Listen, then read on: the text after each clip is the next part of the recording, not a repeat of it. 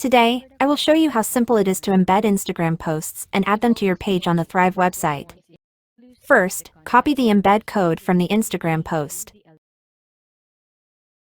Click Embed, and a pop-up will show up. In the pop-up, choose Include Caption if you want to add the post's caption. Then, click Copy Embed Code. Go to your WordPress dashboard. Click on Pages,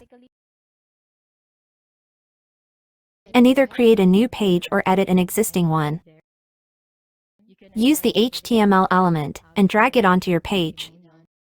Paste the embed code where you want the Instagram posts to show up. Click the Save button. You can do the same with the other columns if you wish to add more posts or videos.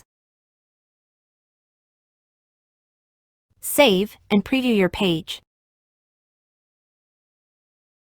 That's all. Thank you for watching.